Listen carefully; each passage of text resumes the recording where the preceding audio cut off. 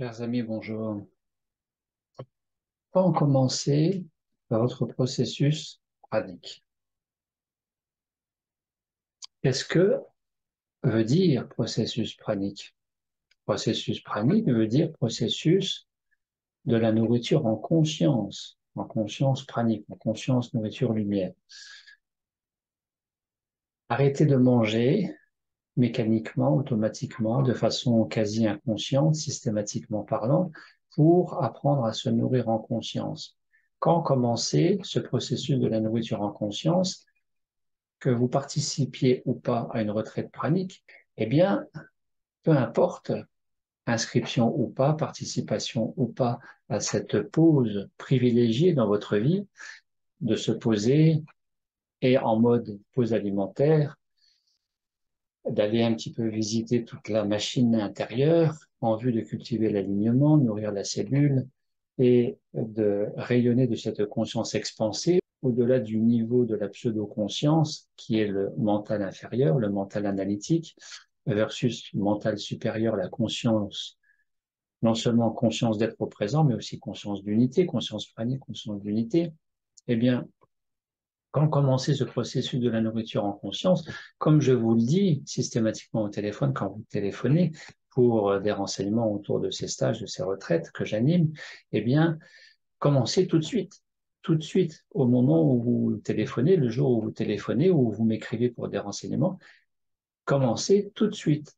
Non pas à arrêter de manger, mais à observer avec discernement, avec lucidité, qui en vous mange ou se nourrit quand vous mangez. Mettre de la conscience dans le fait de s'alimenter ou de se nourrir.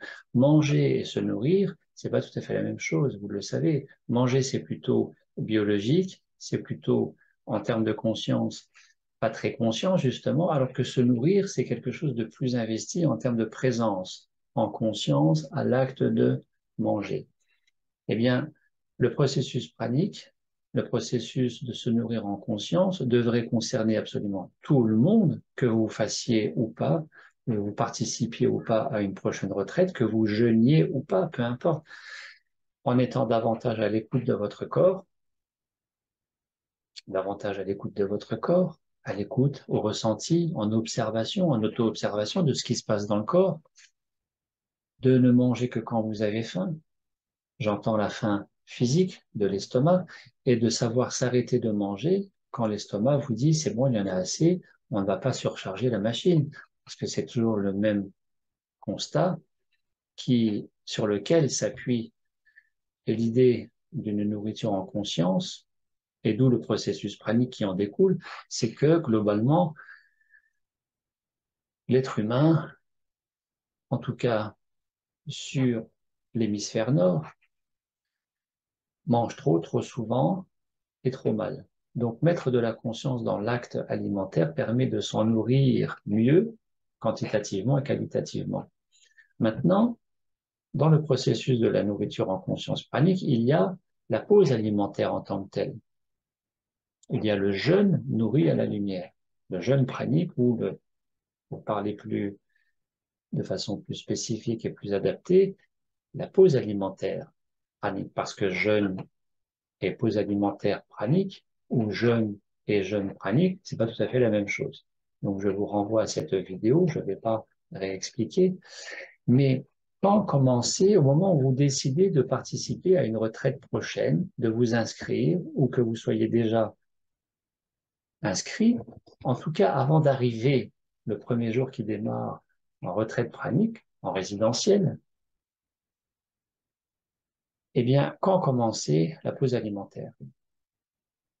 Ce qui fait l'objet de cette vidéo présente que vous êtes en train de visionner, c'est justement que de temps en temps, il y a des retraitants inscrits, futurs retraitants pas encore arrivés en retraite effective, et qui se mettent à initier le jeûne tout seuls, chez eux, chez elles, sans même me concerter, m'en parler, me téléphoner, me demander mon point de vue, est-ce que c'est pertinent, pas pertinent, de commencer avant. Et quand je dis avant, c'est pas 2 jours avant, 3 jours avant, c'est plusieurs semaines avant. Donc tout récemment, pour l'actuelle retraite de Seine-et-Marne à Fontainebleau qui est en train de se dérouler, une personne n'est pas venue. Une personne n'est pas venue tout simplement parce que elle a commencé 15 jours à jeûner avant la retraite pranique qui se déroule en ce moment même à Fontainebleau. Et qu'est-ce qui s'est passé? Bon, eh bien, pour une taille d'environ 1,62 m, 65, d'être passé de 52 kilos à 45 kilos, et donc d'avoir perdu 7 kilos, tout simplement. La personne s'est fait peur à avoir trop maigri, avant même d'arriver en retraite pranique, et qui comptait réaliser 1, 2, voire 3 semaines de retraite pranique. Eh bien, la peur a gagné, a pris le dessus, et la personne s'est désistée. Parce que la personne m'a annoncé 1 semaine avant, je l'ai appelé, nous avons échangé, et je lui ai suggéré de se réalimenter 1 journée sur 2, si elle voulait maintenir la pause alimentaire, voire se réalimenter tous les jours, un minimum, pour freiner la perte de poids et donc de freiner la perte de la réserve énergétique calorique dont vous avez besoin quand vous participez à une retraite prolongée, de pause alimentaire prolongée, et donc conséquente, qui est de 7, 14 ou de 21 jours. Donc cette personne aurait pu venir, mais finalement n'est pas venue. Elle s'est laissée emporter par contrôler, et j'ai envie de dire aussi dominer, pour dire les choses, dominée par les peurs. Et puis, euh, plus antérieurement parlant, 2 personnes sont arrivées sans même en parler du tout, absolument, absolument pas du tout. Ces 2 personnes, un homme et une femme, inscrits pour une retraite en Haute-Savoie en 2016, la personne se reconnaîtra, en novembre 2016, et une autre dans la Drôme, je ne sais plus, quand elles sont arrivées à la retraite le premier jour, avaient commencé à jeûner depuis 21 jours. C'est honnêtement délirant. Alors je sais que de visionner sur les programmes vidéo sur YouTube sur la thématique nourriture pranique enclenche un tel enthousiasme chez certaines personnes que ça leur coupe la faim et qu'elles n'ont plus faim. Donc elles démarrent le processus, non pas de pause alimentaire pranique, parce que pause alimentaire pranique n'a rien à voir avec jeûne tout court. Évidemment, la base de la pause alimentaire pranique, c'est un jeûne, mais se nourrir de lumière, c'est ce que de façon passive les gens qui jeûnent ne font pas, parce que ça ne s'improvise pas. Il suffit pas de ne pas manger, il ne suffit pas de jeûner pour être pour autant nourri de lumière. Lumière veut dire conscience, ici et maintenant. Alignement des 4 corps, nourriture cellulaire de la particule de photon et expansion de la conscience au-delà du niveau mental. Le jeûne, si vous ne faites que jeûner à la maison tout seul, ne le fait pas. Ça ne s'improvise pas, ça se cultive, bien au contraire. Et donc, sur ces 2 personnes, une est venue et a participé à sa retraite et ça s'est plutôt bien passé, mais c'était délicat. Par contre, la deuxième personne est venue et je l'ai très rapidement stoppée. Je lui ai demandé de rentrer chez elle parce que ça n'allait absolument pas. Vous initiez un jeûne avant de participer à une retraite pranique, vous prenez le risque, et je dis bien le risque, de maigrir trop, de vous affaiblir trop et d'être pas dans les meilleures conditions pour démarrer ensemble. Pourquoi démarrer avant? Si vous souhaitez démarrer avant, je vous suggère de ne pas dépasser maximum 3 jours et encore, ça dépend si vous travaillez jusqu'à la veille de la retraite pranique, ça dépend si vous avez une activité physique, intellectuelle, professionnelle conséquente qui mobilise votre capital énergie, qui est énergétivore, et donc, dans tous les cas, on ne prend pas de risque à capoter, à échouer dans son processus pranique. Vous vous inscrivez pour 21 jours, c'est bien dommage d'arrêter au bout de quelques jours, avant même la fin de la première semaine. C'est bien dommage. Donc, ce que jamais personne ne fait, je vous invite à le faire vraiment.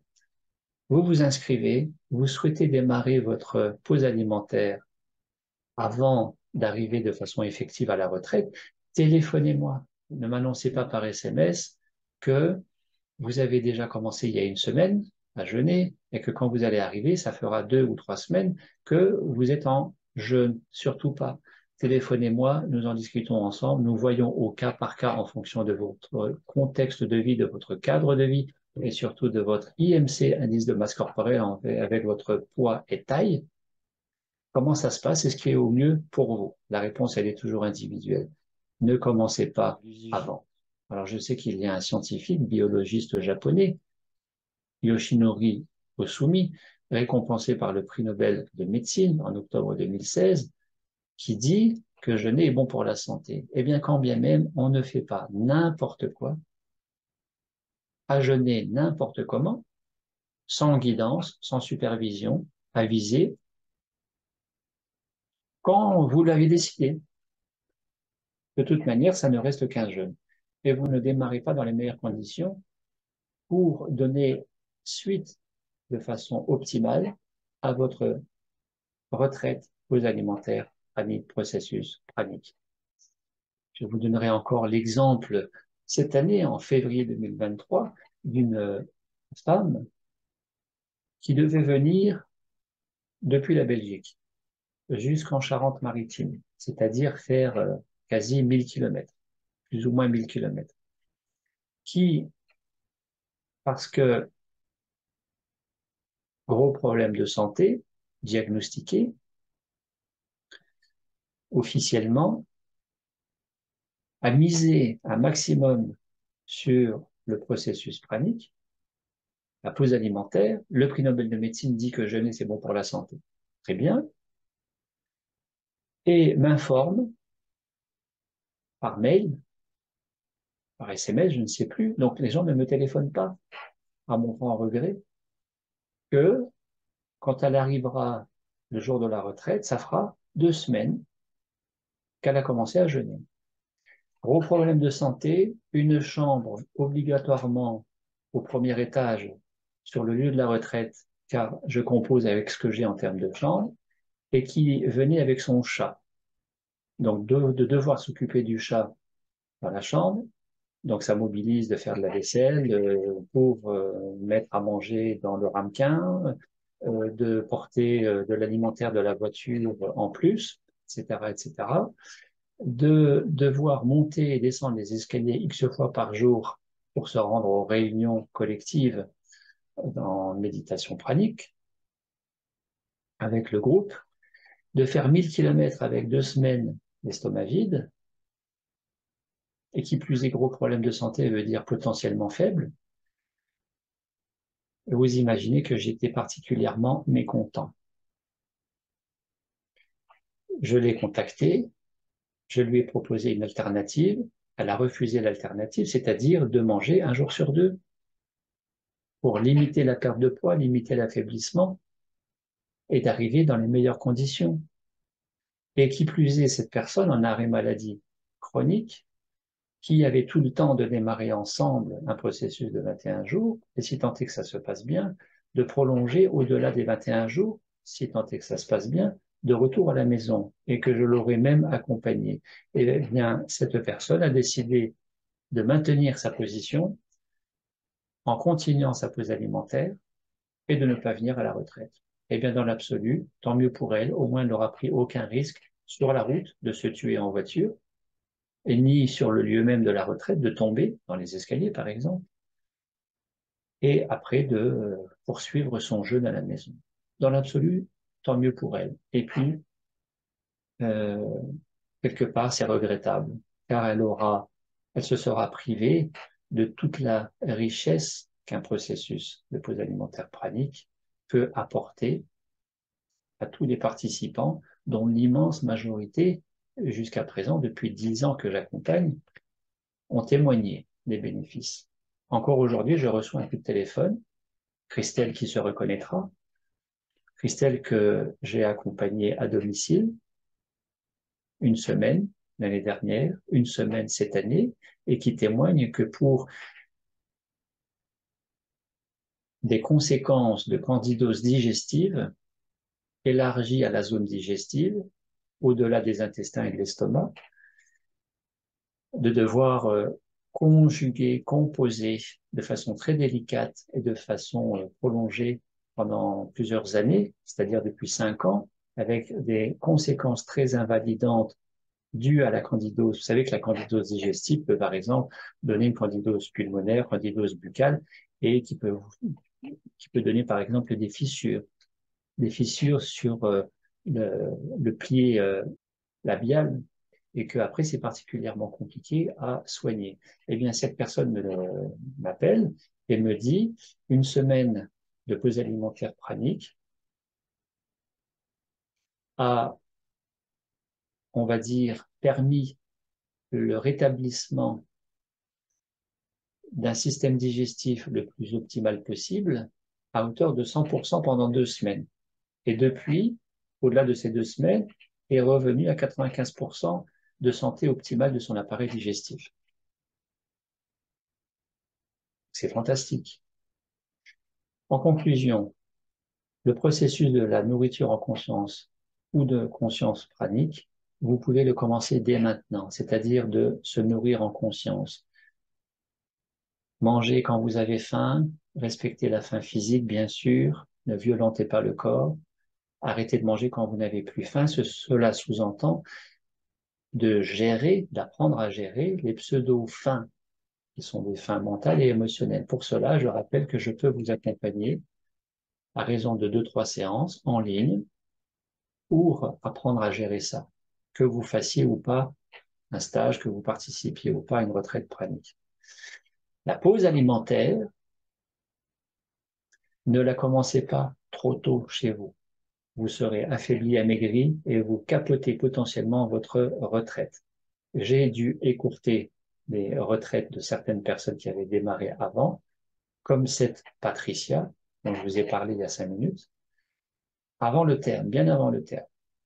Parce que le corps disait stop et la personne manquant de lucidité ne le voyait pas. Je lui ai dit, on arrête, tu rentres, tout va bien, et continue chez toi à poursuivre le processus de se nourrir en conscience tout en te réalimentant.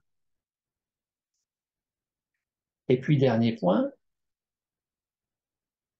à moins que vous soyez un ancien retraitant, un ancien stagiaire, qui ait déjà bénéficié de ma guidance en résidentiel ou en ligne avec moi-même.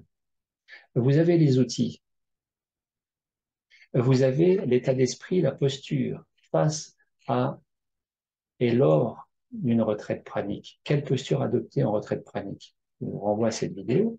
Eh bien, vous pouvez composer plus aisément, plus librement avec le jeûne ou le jeûne nourri à la lumière, le jeûne pranique, la pause alimentaire pranique.